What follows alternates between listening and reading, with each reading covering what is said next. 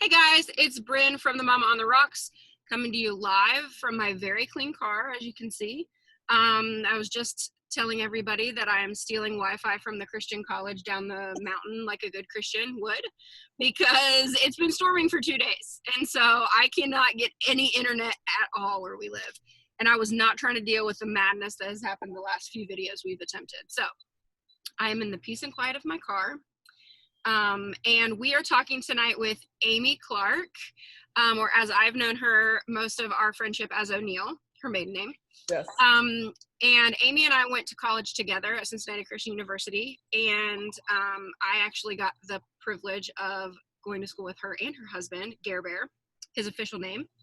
And they have two of the most beautiful children on the earth, and they just look so sweet, and I know them as knowing their parents. They're probably hilarious and super kind.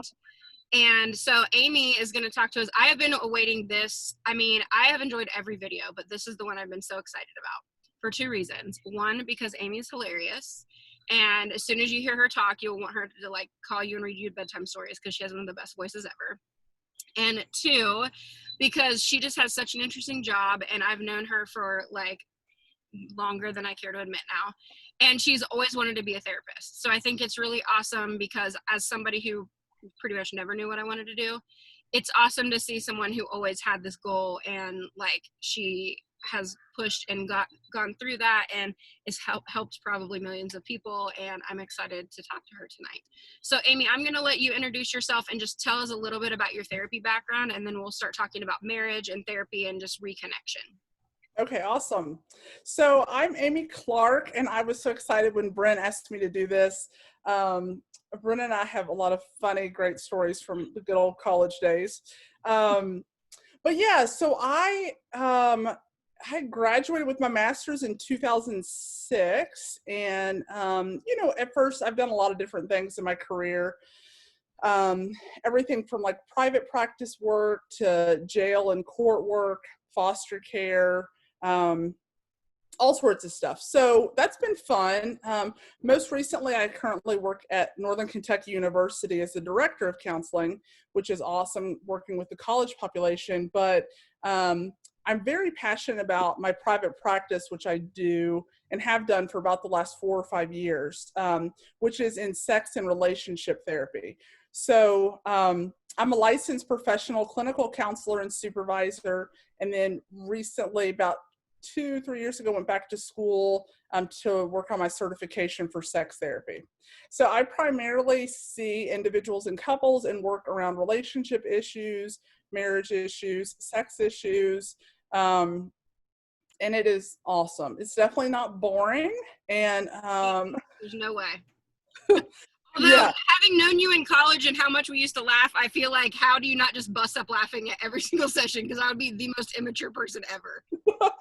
Well, and I'll be honest with you, like a lot of couples or individuals come in and it's intimidating. It's obviously a very vulnerable thing to talk about, yet part of who I am is I use humor, and I build the relationship with clients. So I use humor even in sessions. Obviously, I'm appropriate and professional, but some things are funny. I mean, that's where I would mess up. I would be like, listen, Susan, you need to talk to somebody else because you got some problems. Yeah. I mean, people have funny sexual experiences, or like, I don't know what we were doing, or this happened. I love all that stuff. So yeah, so that's been awesome. And that's kind of been like kind of what I've been most passionate about the last couple of years, and kind of focusing on that. And so one of the biggest things more recently has been, obviously with everything with the coronavirus, is like our lives have been somewhat turned upside down with, having our children at home, and, maybe working from home and navigating like, okay, our relationship, our marriage, trying to deal with our kids. So that's been challenging. But still trying to obviously keep our marriage and our focus as a priority. So that's kind of what I've been focusing on more recently. So that's kind of me in a nutshell. I've been married to my husband, Gary, it'll be 17 years. Oh my gosh. I mean, you guys were already together 17 years when we met in college, I feel like. It felt like you guys were already in your 40s and you'd been together for 20 years. even though that was not, we were all the same age. Right.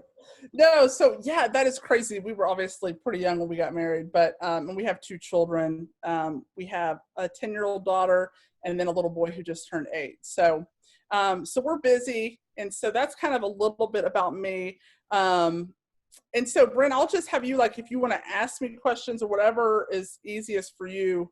Yeah, I think what you, and you guys know, because both of you have been on here before, and if people, as they join, most people have been on here before, can ask questions whenever. I think if you would start talking about what, I know with quarantine, I've talked to this group specifically, and I don't ever say anything that I don't say straight to my husband. We're very open, but I say, I like my kids, when you're raising an extreme child, it's a lot.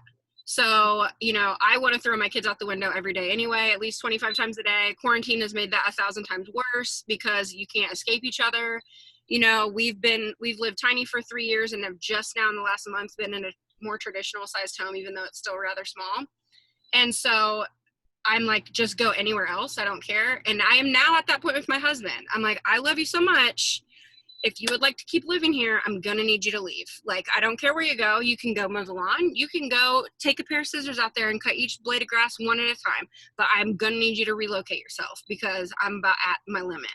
And so can you give us some pointers? Because what I have heard from other people, because just like you, because I write and talk very openly about some pretty heavy subjects and some places where there's a lot of vulnerability, the purpose of this private community is so people can come on here, myself included, and be very honest and say, like, look, I'm really upset because this happened to me or this was said to me, and not have your in-laws and your friends, cousins, whomever, and your people at church reading what you post because it comes up in their timeline feed. And then they're like, oh, well, so-and-so said this. Because not everybody talks as openly as I do about what they're going through. So help us to understand, like, are there ways we can reconnect? Are there ways to fight fair where we're not like, get out of my face before I put you out of my face? Okay, yeah, that's great questions. So, I mean, I think I know that probably all of us are at different kind of places in our marriages or in our relationships. But what I would say is, especially kind of during this I do think it's kind of tested a lot of, or pushed a lot of our kind of patience or boundaries. I know that I've been around my family, including Gary, more than ever before. And there's some of that that's been really fun. And there's other days where I'm like, kind of like what you're saying, get away from me. But I think a couple things. I think we have to stay intentional about communicating what we need, what we want, but then also, we are a partnership. So there are going to be days where we just don't feel like doing the, lovey-dovey marriage type stuff. We kind of would rather just be on our own and have our own space. Yet we are in a partnership. And so taking time out to kind of hear what they need. What I have found is sometimes, like, even if you have a short period of time each day where you can connect, just to kind of say, hey, how are we doing? What's going on for us? What's going well? What's not going well? What do I need today? That just almost just kind of lays the groundwork to having a more successful day versus, we'll just kind of see what happens. And then by lunchtime, like, we've had a lot of explosions and said more hurtful words. So I kind of think, like, You all right there, Coffee Joe? I think having more of the that open communication is helpful. So I don't know if one of the things y'all have talked about on here or not. It's a pretty basic thing. There is a book called, like, The 5 Love Languages. I don't know if you've talked about that before, just in general. Briefly, I've talked about that, and then applying that to your children, because there's one for children and how that's really important. Yeah. So there is a book, it's by Gary Chapman, called The 5 Love Languages. It's helpful for you to understand how you receive love and how your partner, your husband, your wife, whoever that is, receives love, and to kind of tune into that. And so there's going to be times where you're going to want to just kind of withdraw or isolate yourself or just kind of go to your own space, which is okay. And I think that's healthy to a certain point, but also making sure you're intentional about reconnecting with your partner. And when I'm talking about reconnecting, I'm talking about, like, having that communication piece. and just kind of doing check-ins. This might be something you and your partner are really good at doing, or it might be something you'll have never done before, but it needs to be checked in on. But I think it's also okay to be upfront and honest. Like, hey, today, like, I have a million things on my mind. I'm really stressed, or I'm emotional. It's my time of the month, whatever you need to say. To just kind of like, hey, like, can you just have a little more patience with me than normal? So I would encourage you to be kind of open and honest and transparent about that. What about when, like specifically when you're talking about that, one thing I hear so often from moms specifically that will like send me private messages or email me because they don't want their business out there is that they have husbands specifically because we raise such difficult kids, and they're, you know, there's your regular parenting stressors, decisions you're making all the time for your kids. And then on top of that, you've got these added stressors like therapy and medications and diagnoses and school and IEPs and all this stuff. So a lot of times, probably more often than anything else, I see where couples don't agree on something like that. So there's Yes. this major thing. A lot of times I see where, and this is a gross generality, but what I see most often, because my audience is about 92% female, is that they will say, my husband just doesn't even believe, let's say ADHD, for example, exists. They don't think it's a thing. Or, Mm-hmm. hey, April. Or they'll say, you know, I'm really convinced we need to medicate. We've gone through all this stuff, and they're just absolutely adamant against it, or whatever. So can you kind of help us with a few communication tips when we just are not agreeing on something that's really important with our child? Yeah. So I think that's a good question. And obviously, I think, like you said, it's even more intensified when you have to make more of those more difficult decisions, whether it's around therapy or medication or education with your child. Um, and I think, so a couple of things. I think that with your husband or your partner, I mean, I think you will need to both kind of agree that, like, you are a team. We're in this together. Like, we have this child. We want the best for our child, but maybe we have different ways of kind of looking at that. Our perspective are different, or our views are different on what we need, how we need to utilize that. So I think a couple of things is, I think I think what I find most helpful is for with couples, if it's an area of tension, let's say, is sometimes it's helpful to almost like write down um, points or things that you really want to emphasize or get across, or that are important to you, um, or your values around that, and kind of have that written out in order to have a conversation with your partner, and they can do the same thing as well, so that it doesn't turn into like this rambling, you know, argumentative type thing, but like, hey, here are the 3 things that are a priority to me right now or this week about our child, and then listening to kind of what they say. Um, and I think, like, here's what I'll say, even if you two, even if there's disagreement on that, the fact is, you know, we're not going to let this become between us or our marriage relationship. We're just going to know that this is an area we disagree on. And so then I think it can be helpful to sometimes get outside assistance or help, if that's a doctor or therapist, or get kind of more support around, okay, what should we do, or what should we navigate? I don't think anyone has the right answers for everything. So kind of learning that. Also, I would be careful about when we communicate about this. And I realize, like, sometimes you have to communicate around things that you don't want to, but like first thing in the morning, that is not a time for me. Gary's a morning person, and he'll be whistling and be like, hey, I wanted to talk to you about these things. And I'm like, hold up, I'm trying to sleep, and like, I'm really annoyed already.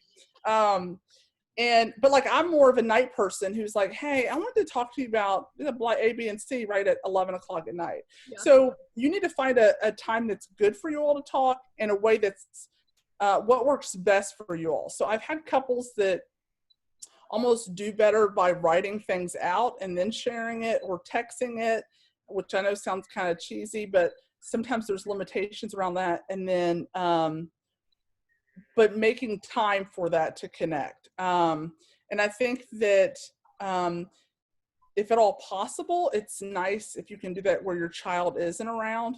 I get that that cannot be done sometimes. I mean, trust me. But if your child cannot be around, I think that that's helpful too. Um, and I just think like the more education you can do, like coming on like these websites and educating yourself around like what you can do for your child and trying to bring your husband or your partner alongside of you with that is super helpful. Um, that can be that's just an area that's difficult to navigate though, for sure. Sure.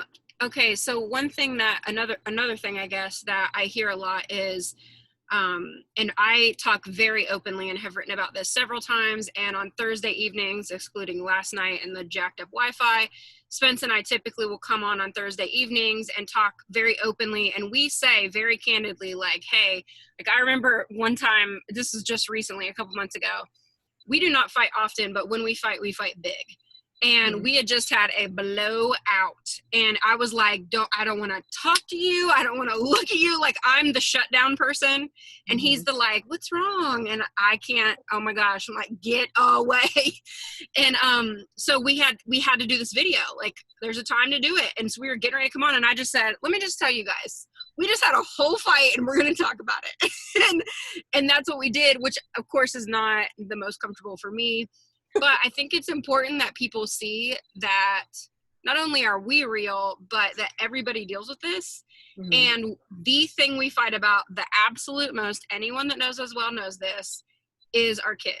So I think part of extreme parenting that goes with the territory, and I've been posting a lot of resources this week about the increase in divorce rate and the just external stimuli that we have to deal with that neurotypical parents don't see as much.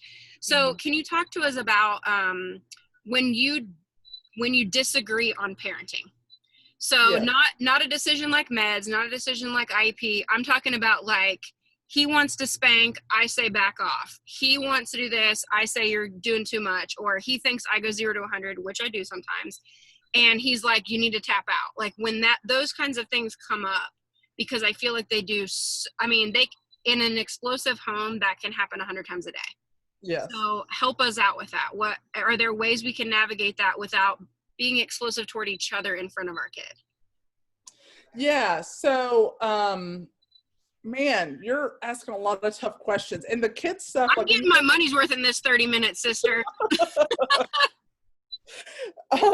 Yeah, when it comes to like parenting and your kids stuff, that's such as obviously it's what we're so passionate about, but it's such a sensitive subject too. So the things like you're talking about, some of these decisions about just basic parenting type skills, not even like the major stuff, but he yells when our kids act bad, and I don't believe in yelling. I believe in whatever, A, B, or C, whatever. So what I would say about that is I think that there's a time and a place to have those conversations about, hey, is this what we want to do? I think, maybe you aren't going to be exactly alike, but you have to kind of find some sort of middle ground, or that would be the goal, to find a middle ground around, okay, I don't believe in spanking. You think that's what we should do, or we've tried everything, so why don't we try spanking? I hear that a lot, like, from parents, like, well, we never did this, but now we're at our limit, and so we're trying that. But I think like having that conversation around that, I think also like in the instant that it happens, it's not always the best time to confront it. Now that's hard to do because, right, you want to even intervene, but what you don't want to have happen is, your child almost sees that they can turn you and your husband or you and your partner against each other. You know what I mean? And then it becomes more of an argument between the two of you. Right. So I think like finding specific time to talk about kind of what those things are. How do we want to parent? What do we want this to be like? And I think it's okay to take like, hey, I don't want to talk about this right now. Like I disagree with what happened. But what I tell couples in general, anytime like you have that, I don't want to talk about this, you need to revisit it within the next 24 hours. Yeah. Don't just leave it like, oh, well, we moved on from that and things are peaceful now. You still need to come back and have that conversation piece. That can be challenging, but I think it's necessary for sure.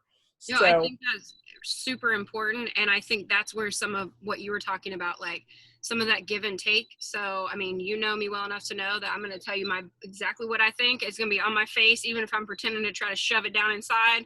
And so sometimes Spence is just not ready for that. But that being said, I'm the one that shuts down. So I have to also respect him and say, I don't want to talk now, but I will talk to you before bedtime tonight. right. And making sure I'm sort of meeting him halfway so he's not just left floundering, wondering what's going on. And that's not always easy because I am the last person that wants to do something or talk about something when I'm really mad about it. Right. Yeah, absolutely, for sure. Okay, so we only have like 10 more minutes. So before I ask anything else, I want to ask if you guys have any questions because I'll just keep talking. So do you guys have any questions you want to ask Amy? No? I just have kneeling. so many questions, but no, I think you've covered like some of the most like the biggest ones. Okay, well, in our last 10 minutes then, I'm going to make everybody uncomfortable because you're about to watch me and my mom on a conversation. I'm going to talk about sex. But Awesome. I think here's what I think is really important. My mom, I've written about this several times. My mom, the best piece of advice she ever gave me was being a mom is hard, but being a wife is hard, but being a mom is the hardest job you ever have. And because you just love somebody so much, it's disgusting. You do anything for them, but you also want to shake them a lot of the time. But with our kids, especially raising an extreme child, he can oftentimes not articulate his emotions or not identify what he's feeling. And so even when it seems impossible, I have to get on his level to talk to him. I have to give him space. I have to sort of recognize those things for him. Whereas with my husband, I'm dealing with another adult who can have those conversations. So it almost makes me 10 times crazier because I feel like, oh my gosh, first of all, you have the same issues going on as our son. Why are you so mad about it? But that's another day. So I feel like, again, going back to generalities, for most females, it is difficult to want to be intimate at all when you're pissed. If I'm mad, if I want to fight you, don't curl up beside me. Get out of here. Go find somewhere else to be. Like, I don't care where you go, but it ain't here. So talk to us about that because I think I talk very openly about how Spence and I's dynamic is not the traditional dynamic in a relationship. I am much more the man than he. Not that he is feminine by any stretch of the imagination, but he is more sensitive. He is not as physically driven as I am. I am very much like I need to be producing. I need to be, very prideful where he is not. So help us understand how can we kind of overcome that when the dynamic is strained? Because I feel like I see all of you going like this, like I must not be the only one in life that's ever dealt with that.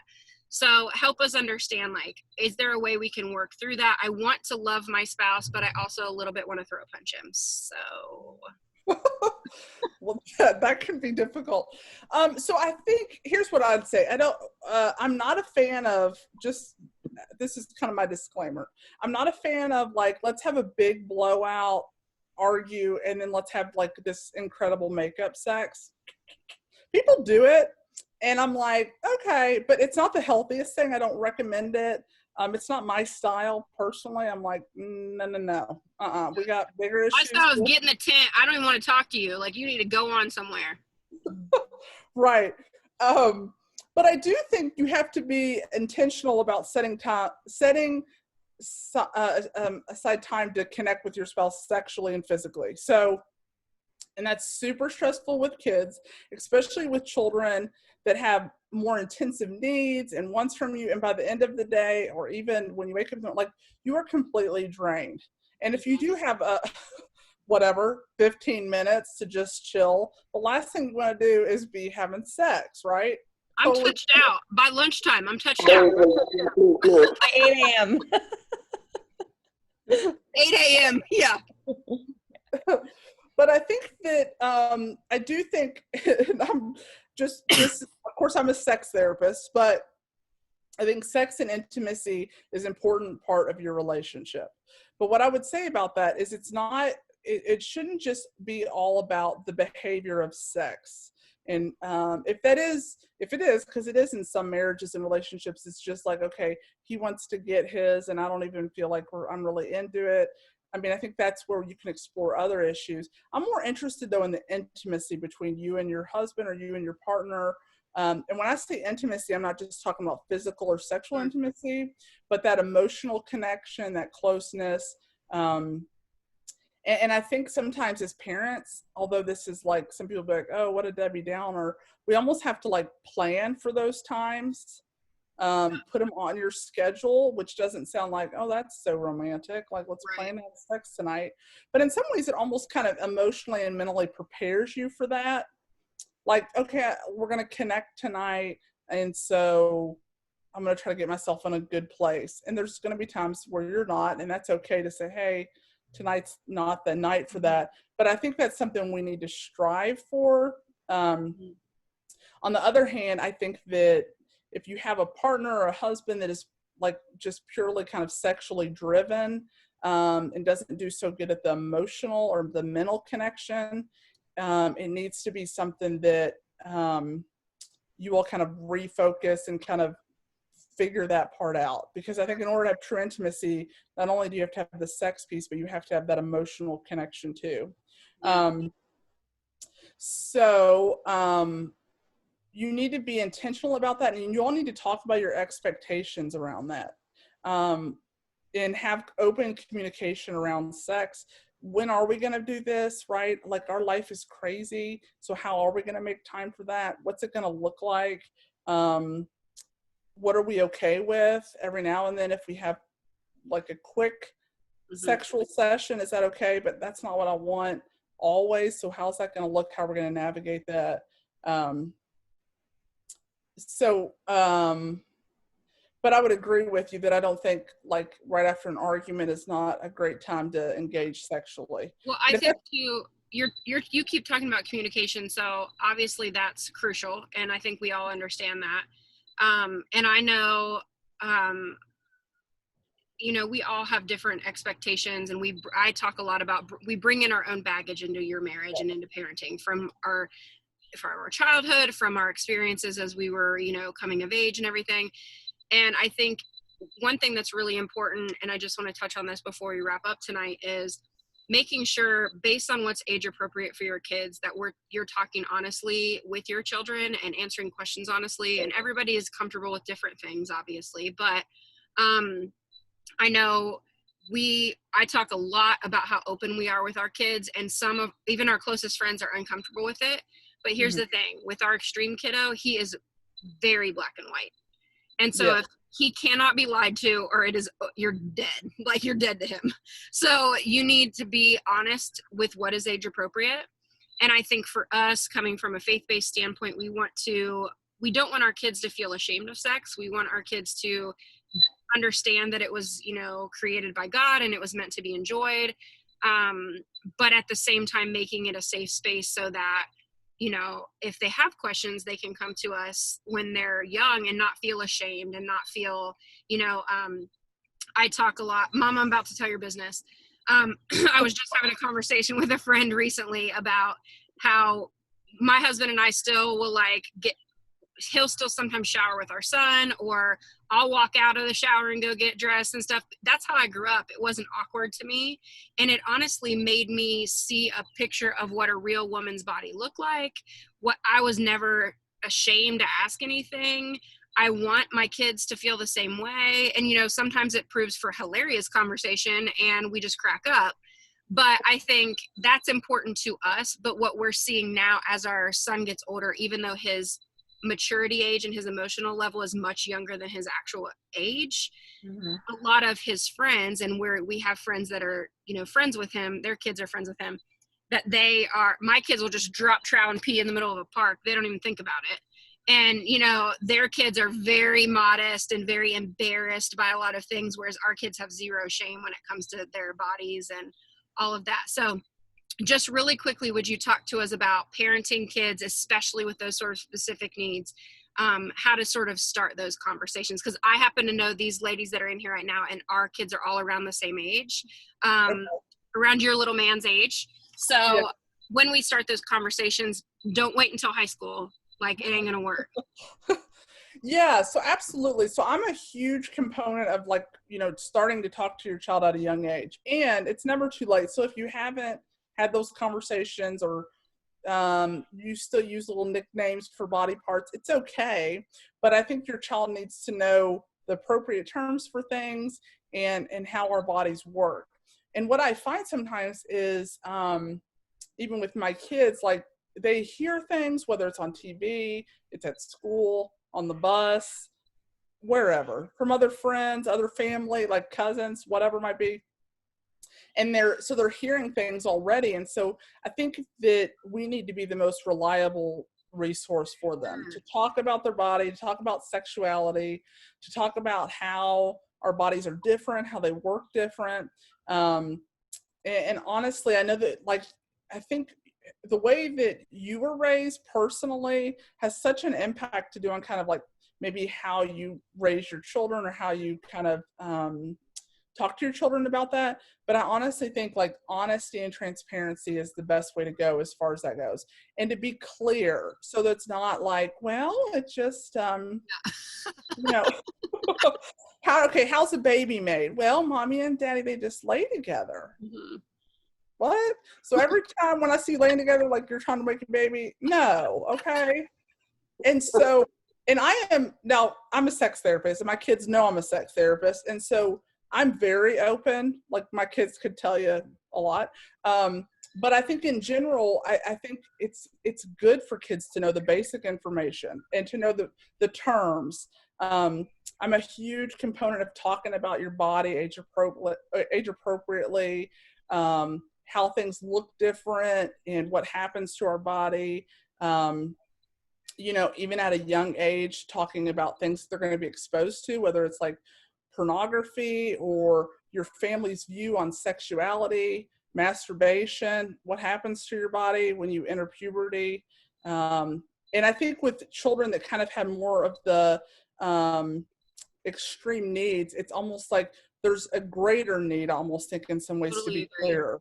Yeah. And I think one thing that happens with our kids, especially, not always, but especially boys, is they get labeled like a creep because they can't read social cues. And so they don't know. And when they say things, because they're just very black and white, everybody freaks out. And you're like, listen, he just doesn't get it. Right. But then a lot of times the girls tend to be over sexualized at a younger age.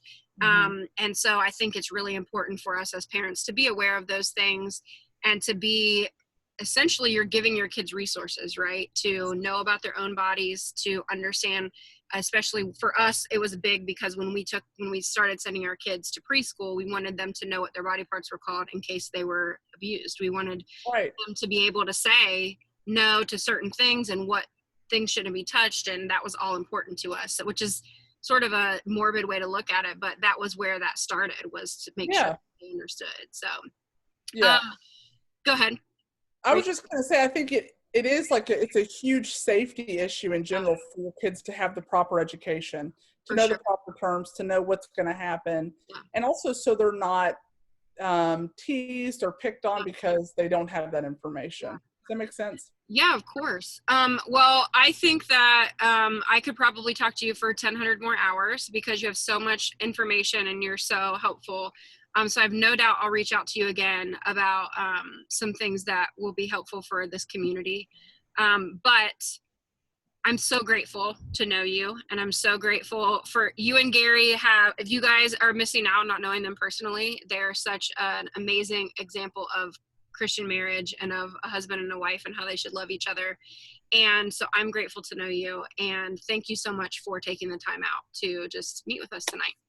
Yeah, definitely. I want to like just extend, like, if anyone has additional questions or more personal questions, feel free to reach out to me. I'm like an open book, and I will talk to you.